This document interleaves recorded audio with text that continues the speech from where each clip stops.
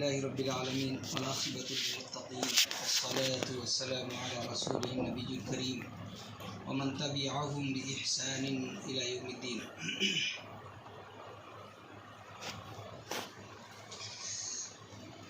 خواتین و حضرات، اللہ کے فضل و کرم سے آج کے قیام اللیل میں 15ویں پارے کی تلاوت کی گئی ہے. اللہ رب العالمین نے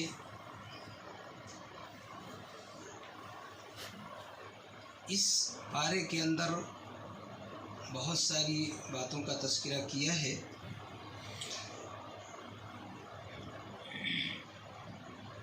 اس پارے اور سورت کی شروعات میں اللہ رب العالمین نے سبحانہ کا لفظ استعمال کیا ہے. سبحانہ کا لفظ ایسے وقت میں استعمال ہوتا ہے جب کوئی بڑا واقعہ بیان کرنا مقصود ہوتا ہے، ذہن کو تیار کرنے کے لیے کہ اللہ رب العالمین جو بیان کرنے والا ہے اس کے لیے تم تیاری کر لو سننے کے لیے.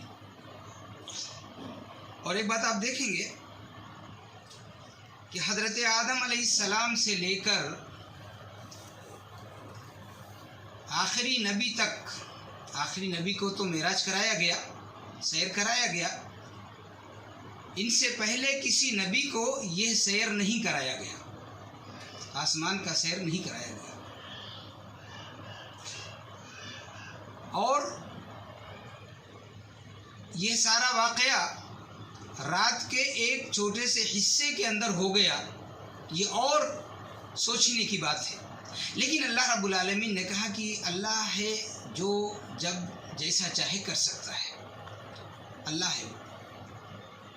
سبحان الذی اسری، پاک ہے وہ ذات جو لے گیا بعبدہ، اپنے بندے کو رات کے ایک حصے میں، لیلن نکرہ استعمال کیا گیا یہاں پر، رات کے ایک حصے میں مسجد حرام سے مسجد اقصی تک. اس سورت کا نام سورت بنی اسرائیل ہے. اسرا بھی اس کا نام کہا جاتا ہے اس لیے کہ اس سورت کے اندر اس بات کا ذکر ہے، یہ واقعہ بیان کیا گیا ہے اسرا کا واقعہ کہ نبی اکرم صلی اللہ تعالی علیہ وسلم سوئے ہوئے تھے، آئے دو فرشتے، آپ کو اٹھایا اور پھر آپ کو مسجد حرام سے مسجد اقصی بیت المقدس تک لے کر گئے. بیت المقدس دیکھیں آپ، حضرت ابراہیم علیہ السلام جب نکلے مصر سے، نمرود بادشاہ تھا وہاں پر اور آپ کو آگ میں ڈالا گیا تھا، وہاں سے نکلے تو پہلے فلسطین میں آئے. راستے میں واقعہ ہوا حضرت حاجرہ علیہ السلام کا، وہ تو لمبا واقعہ ہو جائے گا. فلسطین میں آئے اور حضرت اسماعیل علیہ السلام کی پیدائش کے بعد مکہ میں لا کر ان دونوں کو چھوڑ دیا. پھر آپ چلے گئے وہاں پر. پھر حضرت ابراہیم علیہ السلام حضرت یعقوب علیہ السلام تک وہیں رہے. حضرت یوسف علیہ السلام کو بچپن میں ڈالا گیا، ابھی واقعہ آیا آپ کے سامنے. مصر میں جا کر بسے اور پھر حضرت یوسف علیہ السلام سے لے کر حضرت موسیٰ علیہ السلام تک مصر کے اندر ہی رہے اور پھر اس کے بعد حضرت موسیٰ علیہ السلام لے کر یہاں لوگوں کو آئے. تو یہ فلسطین یہ نبیوں کا مسکن رہا ہے، بہت سارے انبیاء یہیں پر آئے ہیں بنی اسرائیل کے. اس لیے اللہ رب العالمین نے کہا کہ اپنے بندے کو میں وہاں لے گیا تاکہ وہاں کی بہت ساری نشانیاں دکھاؤں، لنریہ من آیاتنا، تاکہ بہت ساری نشانیاں نبی اکرم صلی اللہ تعالی وسلم کو دکھایا جائے وہاں پر. اور آپ نے وہاں جا کر نماز پڑھائی اور وہاں سے پھر آپ کو معراج کرایا گیا. معراج کا واقعہ سورہ نجم کے اندر ہے. یہاں پر صرف سورہ اسراء مطلب ایک واقعے میں دو واقعہ ہے، ایک اسراء کا واقعہ ہے اور ایک معراج کا واقعہ ہے. اسراء کے واقعے میں یہ بتایا گیا کہ اس سے پہلے نہ حضرت آدم علیہ السلام کو اسراء کرایا گیا، یہ سیر کرایا گیا. ना हज़रत इब्राहीम अलैहिस्सलाम को कराया गया। हज़रत इब्राहीम अलैहिस्सलाम बहुत बड़े पैगम्बर गुजरे हैं, मामूली पैगम्बर नहीं है। हज़रत इब्राहीम अलैहिस्सलाम, अल्लाह रब्बुल आलमीन ने वत्तख़ज़ल्लाहु इब्राहीम खलीला कहा था। हज़रत इब्राहीम अलैहिस्सलाम के ताल्लुक़ से बहुत बड़े पैगम्बर गुजरे हैं, लेकिन उनको भी नहीं, आजमाइशों के अंदर डाला गया, आजमाए गए, लेकिन ये वाक़या, ये सैर नहीं कराया गया हज़रत इब्राहीम अलैहिस्सलाम को। ये अकेला सैर हज़रत मोहम्मद रसूलुल्लाह सल्लल्लाहु अलैहि वसल्लम को कराया गया। और एक बात और देखें आप, हज़रत इब्राहीम अलैहिस्सलाम से जब मुलाकात होती है मेराज के वाक़े में, तो हज़रत इब्राहीम अलैहिस्सलाम नबी अकरम सल्लल्लाहु ताला अलैहि वसल्लम से कहते हैं कि अपनी उम्मत को मेरा सलाम देना। और करें आप, किसी नबी ने नहीं कहा, हज़रत इब्राहीम अलैहिस्सलाम ने कहा कि अपनी उम्मत को मेरा सलाम देना। और आप देखें नबी अकरम सल्लल्लाहु ताला अलैहि वसल्लम ने कहा भी था कि मैं अपने बाप हज़रत इब्राहीम अलैहिस्सलाम की दुआ, आपने दुआ किया था ना वहाँ पर जब छोड़ कर गए थे हज़रत इस्माइल अलैहिस्सलाम को। एक तो दुआ वहाँ किया था जब बना रहे थे, और जब छोड़ कर गए थे तब भी दुआ किया था। तो नबी अकरम सल्लल्लाहु अलैहि वसल्लम कहा करते थे कि मैं अपने बाप हज़रत इब्राहीम अलैहिस्सलाम की दुआ और दुआ किया था, रब्बना वबअथ फीहिम रसूलन मिनहुम, रब्बना वबअथ फीहिम रसूलन मिनहुम, इन्हीं में से एक रसूल भेजना। जब मक्का में छोड़कर कोई नहीं था, मक्का में कौन था? हज़रत हाजरा अलैहिस्सलाम अकेले बच्चे के साथ थी। बाद में कबीले बनु जुरहम आता है और पानी देखता है, परिंदों को उड़ता हुआ देखता है, आता है और फिर वहाँ वो बस जाता है, और फिर उसके बाद में आबादी हो जाती है। हज़रत इस्माइल अलैहिस्सलाम बड़े होते हैं, उन्हीं उसी कबीले के अंदर शादी हो जाती, फिर वो दूसरा वाक़या आता है।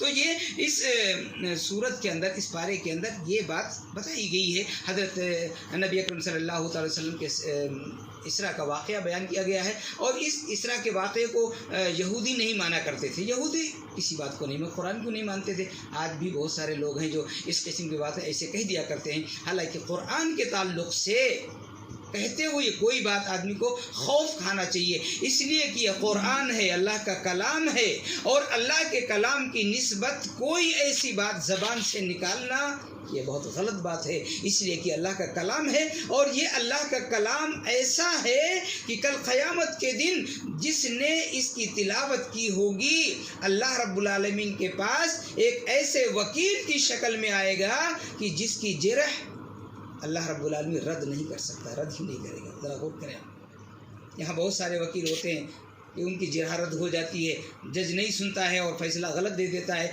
लेकिन ये कुरान ऐसा वकील बनकर जाएगा अल्लाह रब्बुल के पास। तो वाक़या नहीं बयान कर रहा हूँ, हदीसों के अंदर है, देख सकते हैं आप, हदीसों के अंदर ये है। सूरे बकरा, सूरे आले इमरान, ये ऐसी सूरतें हैं कि ये जाकर अल्लाह रब्बुल आलमीन से झगड़ा करेंगी। जैसे लोग कहते हैं ना, ये लोग कहते हैं, सिर्फ कोई दुनिया का इंसान इस बात को नहीं दिखा सकता कि मेरे पीर या बुजुर्ग अल्लाह से झगड़ा करेंगे और अपने मानने वालों को जन्नत के अंदर दाखिल, कोई नहीं दिखा सकता। ये सिर्फ ज़बान की बातें हैं, ज़बानी जमा खर्च है, ये ऐसे कह दिया करते हैं। ना कोई उनसे कोई पूछता है बेचारा कि भाई कहाँ से बोल दिया, और ना उनको कोई परवाह ही है, इसलिए कि वो जानते हैं कि किसी में इतनी हिम्मत नहीं कि मुझसे कोई सवाल कर सके, इसलिए वो ऐसी बातें कह दिया कर सकते हैं। लेकिन ये हदीस के अंदर है कि ये कुरान सूरतुल बकरा और सूरत आल इमरान अल्लाह रब्बुल आलमीन के पास जाएंगे और झगड़ा करेंगी कि अल्लाह ये मेरी तिलावत क्या करता था, मेरी सूरह बकरा की और सूरह आल इमरान की, और मैं तेरा कलाम हूँ, तो अपने कलाम की बहस को रद्द नहीं कर सकता है। और अल्लाह उनकी बातों को सुनेगा और उसके पढ़ने वालों को अल्लाह रब्बुल आलमीन गलतियों को माफ़ करके जन्नत का रास्ता दिखा देगा। ये वही कुरान है जिस कुरान की वजह से ये महीना इतना बाअज़मत हुआ है, जिस कुरान की तिलावत हम करते हैं, जिस कुरान को हम क़यामुल लैल में सुनते हैं, लेकिन उससे मोहब्बत नहीं करते। हमें इससे मोहब्बत करना चाहिए। एक बात आप देखें, हमसे पहले जो कौम गुजरी है ना, बनी इसराइल, यहूदी कौम जो गुजरी है ना, बड़ी ज़बरदस्त कौम थी, वो बड़ी ज़बरदस्त कौम थी। उसको उम्रें कितनी मिलती थी? 400 साल, 500 साल। हमारी उम्र कितनी है? 40 साल, 50 साल, 60 साल में तो हम ऐसे बूढ़े हो जाते हैं कि चलना मुश्किल हो जाता है। ये हमारी उम्रें हैं, और उनकी उम्रें कितनी होती थी, कितनी इबादत किया करते थे वो। लेकिन जब अल्लाह रब्बुल आलमीन की नाफरमानी की तो अल्लाह रब्बुल आलमीन ने उनके बदले उम्मत मुहम्मदिया को असल बना दिया। سب سے اچھی امت قرار دیا اللہ رب العالمین نے امت محمدیہ کو، ہم کو اور آپ کو، ہم اور آپ بھی امت محمدیہ سے تعلق رکھتے ہیں، لیکن محمد صلی اللہ تعالی علیہ وسلم پر نازل قرآن سے محبت نہیں کرتے ہیں۔ ہمارا تعلق ہے امت محمدیہ سے، لیکن محمد صلی اللہ علیہ وسلم پر نازل قرآن سے ہم محبت نہیں کرتے ہیں، اس قرآن کو ہم نہیں پڑھتے ہیں، اس قرآن کا اپنے بچوں کو پڑھنا نہیں سکھاتے ہیں۔ بہت ساری باتیں، آپ ایک بات غور کریں، اور کل قیامت کے دن جب اللہ رب العالمین کے پاس پیشی ہوگی نا تو اس کا جواب دینا پڑے گا۔ یہ نہیں کہ میں کہتا ہوں، ایسا نہیں ہے۔ آپ قرآن آپ خود پڑھیں تو اس میں پتہ چلے گا، حدیثیں آپ پڑھیں گے تو پتہ چلے گا کہ ایک بچے پر، قرآن پڑھنے والے پر، بچے پر اگر آدمی 10 روپیہ خرچ کرتا ہے تو ایک انگریزی پڑھنے والے بچے پر 10,000 روپیہ آدمی خرچ کرتا ہے۔ اس کا حساب کل قیامت کے دن دینا ہوگا، یاد رکھنا۔ یہ اتنا آسان نہیں ہے کہ ہم ایسے اپنی مرضی سے چلا لیں گے، نہیں، اپنی مرضی سے نہیں۔ اول علم کی بات جہاں آتی ہے وہ علم دین ہوتا ہے، علم الاسلام ہوتا ہے، دین کا علم ہوتا ہے، اور اس کے بعد سارے علوم آتے ہیں۔ اور آج ہم لوگ اس علم کو پیچھے چھوڑتے ہیں جو اصل علم ہے، جو علم مرنے کے وقت زندگی میں تو کام آ ہی رہا ہے۔ نماز پڑھتے ہیں تو قرآن پڑھتے ہیں نا، سورہ فاتحہ کے بغیر نماز نہیں ہوتی، یہ قرآن کا حصہ ہے۔ نماز پڑھتے ہیں تو قرآن پڑھتے ہیں، اور اس کے بعد مریں گے، قبر میں جائیں گے تو یہ قرآن ساتھ دینے والا ہے، میدان محشر میں جائیں گے تو یہ قرآن ساتھ دینے والا ہے۔ قرآن کی آیت ہے نا یہ، آپ ربنا اتمم لنا نورنا واغفر لنا۔ جب پلصراط پر ایک مومن کی پیشی ہوگی، پلصراط پر جائے گا تو یسعى نورهم بین ایدیہم وبایمانہم، اس کے آگے بھی نور ہوگا۔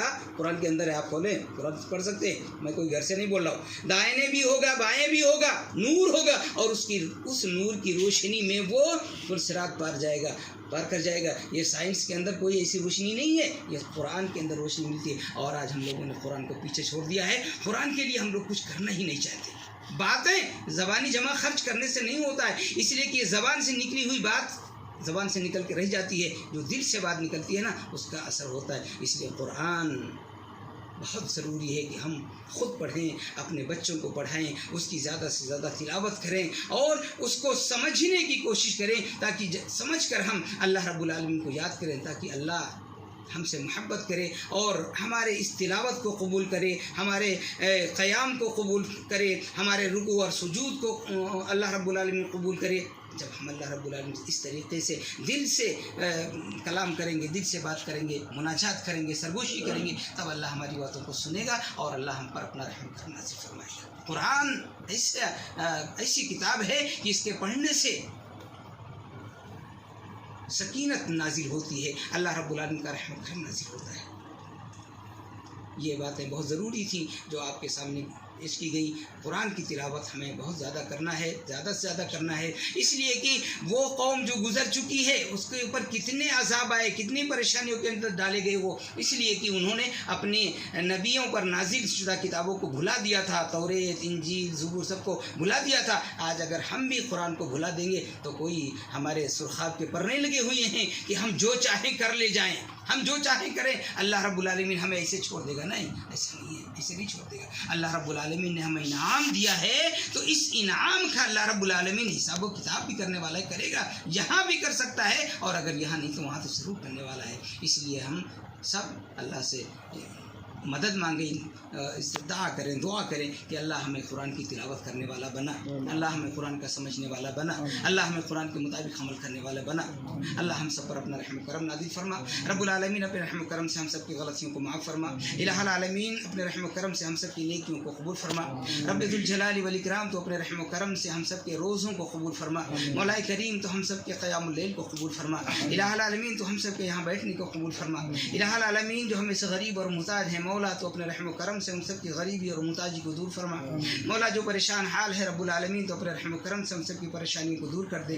الہ العالمین جو بیمار ہیں تو مولا کریم اپنے رحم و کرم سے ان سب کو شفا کاملہ و عاجلہ نصیب فرما.